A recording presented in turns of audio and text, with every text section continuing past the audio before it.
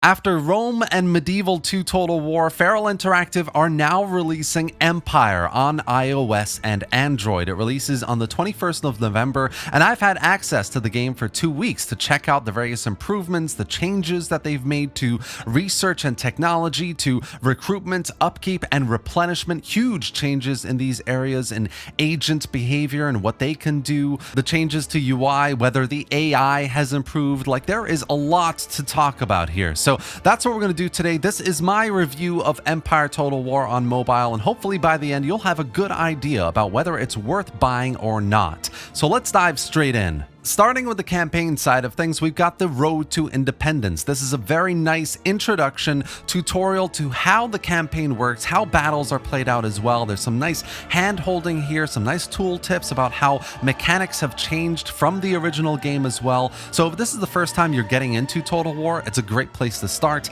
And if you're getting into it from having played original Empire on desktop, this is a nice place to get familiarized with all the improvements and changes Feral Interactive has made to the game in this mini episodic campaign leading to the formation of the United States. So what exactly has changed? Well, the first thing you're going to notice, of course, is just as in Rome and Medieval 2, Feral Interactive has truncated a lot of the UI to fit mobile and make it as accessible and informative as possible. And I really like it. I think it's a well done UI approach on mobile to Empire Total War. There are lots of moving parts here, mechanics to have access to, and they've expanded a lot of the information that you can basically have here.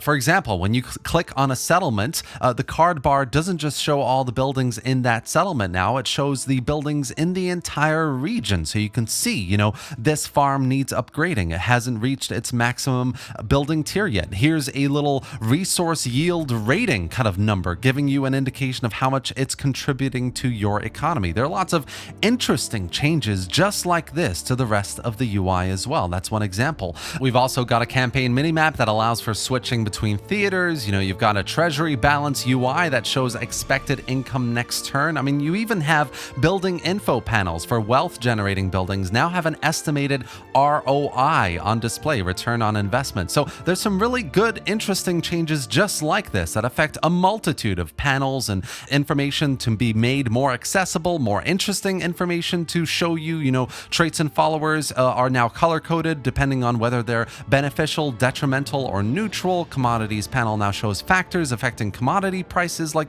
there's so much here that I could go on and on about, but it's more seamless, it's more accessible, it's more informative, and I really like how this fits in the mobile game, all quite accessible as well. So this is an area I think Feral Interactive have done really, really well for Empire on mobile. And then there's also some specific major changes to how two mechanics work in the game. The first is replenishment. It's now very automatic. Whether you have damaged land units and they're kind of roaming around in your faction, as long as they're in a region with military access, they will start automatically, passively recovering a certain percentage of lost manpower. And the same thing goes for naval units as well. If you've got a navy just off the coast of Britain, you've got naval access to those units for recruitment, they will just start passively recruiting, replenishing those units that are damaged. The larger the ship, the longer it's going to take to replenish, but same system goes there. And then finally, there's an auxiliary system, which basically means the most basic, cheapest units that your faction has access to will be even more cheap and expendable. It's cheaper to garrison compared to the rest of your unit roster. They have a boost in replenishment. They're just more expendable. So that's replenishment. It's more automatic. It's basically cheaper.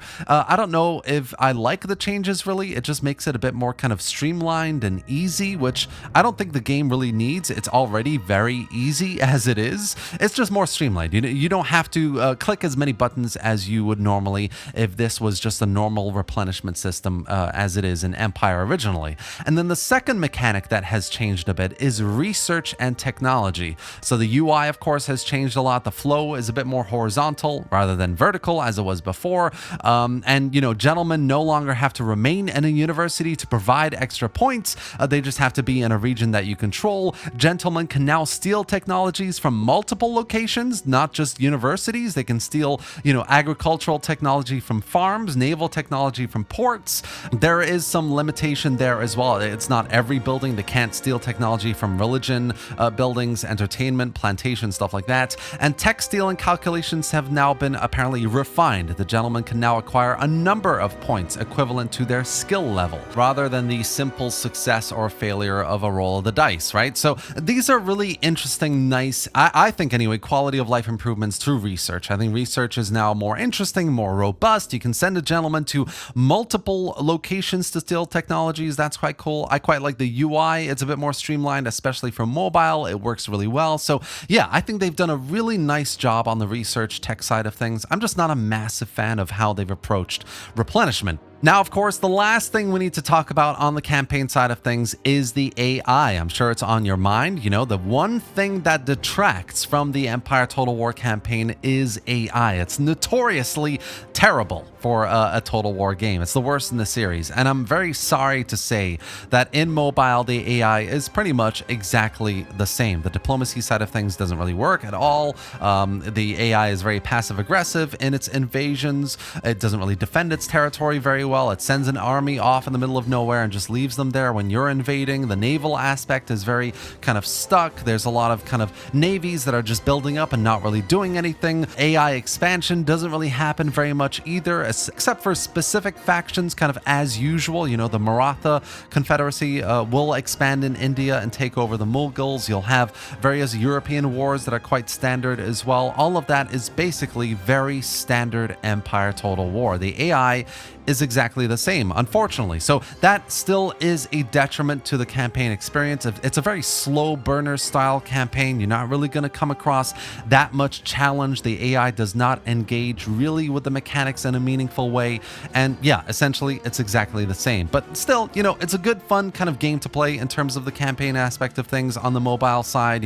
It's fun, it's easy, it's accessible. It does kind of get a bit boring after a while, because of the AI. You're not really getting that much challenge. But I did enjoy a lot of my campaigns with Great Britain and with the Maratha Confederacy, as you can see here. It was fun to see Empire on mobile and engage with it and play for a few campaigns. But as I said, because the AI is exactly the same, it just takes away from the general experience. Finally, guys, we have the bread and butter of Total War, the battle side of the game. And I have to say, it's exactly the same as how Empire is originally on desktop as well. Nothing really has changed. Mechanically, it's all the same. The UI elements have been moved around a bit for accessibility, but the biggest problem with Empire is AI. And unfortunately, just as the same as desktop on mobile, it just does not work. The AI goes in for a charge with cavalry, stops in front of you for you to demolish it. Enemy artillery in a distance is firing at you, and yet it doesn't protect its artillery. You can go around and take it out pretty quickly. Line infantry comes up to you and charges you sometimes out of the blue, which is kind of silly.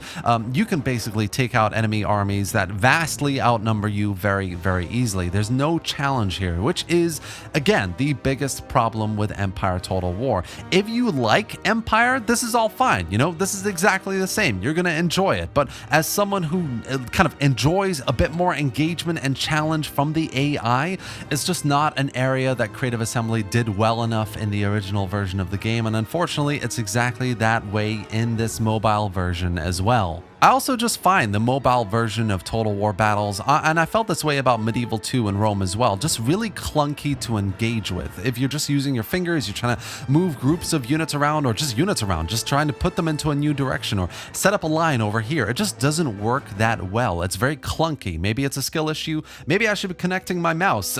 But just on its own, I can't really engage with it well enough, and that kind of detracts from the experience on the battle side as well. Overall, I would say, if you enjoy Empire Total War and you want to play it on the go, you want to play it traveling somewhere, you don't want to bring your PC, you want to take it and play on the train on the way to work, if you're going on holiday, wherever, then this is something you're going to love. It's going to be worth every penny because you enjoy the game. But if you don't enjoy Empire, or if you're looking at it and you're thinking, hey, actually the AI really doesn't look that well, it's not, really it isn't, then you're probably not going to enjoy enjoy it. You know, the way I think about Empire is if the original game isn't that good, then the port isn't going to be that good either. Rome and Medieval 2 are pretty decent games. Even from an AI perspective, they're actually much better than Empire, you know? So they play pretty well on mobile, even if the mechanics in various systems are a bit more dated compared to this game. But Empire, even if it pushed the boundaries from a global map perspective, research and tech and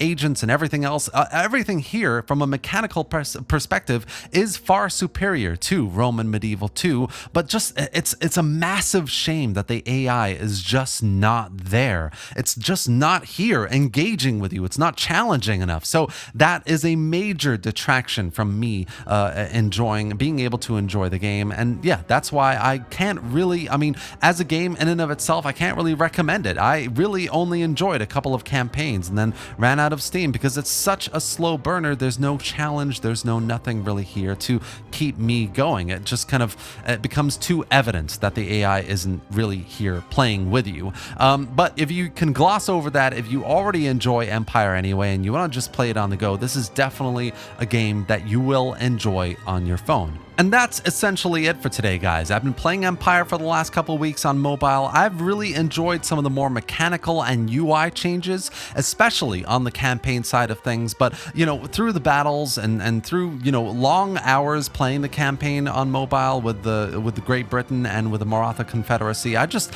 can't get away from the fact that this is Empire Total War at the end of the day. This isn't Rome or Medieval 2. The AI is just way too passive and backwards to really make this a fun, challenging, interesting long-term investment of my time. You know, it just isn't worth it anymore. So, you know, that's how I feel. You know, maybe that's not how you would feel. If you really enjoy Empire, then you probably will enjoy this game. You'll probably buy it. That's totally fine. This has just been my experience over the last couple weeks playing the game on my phone. So yeah, I really hope you enjoyed the video, guys. If you did, give it a like and drop any thoughts or questions in the comment section below. Subscribe to the channel for more videos just like this. And thanks for watching, guys. I'll see you next time.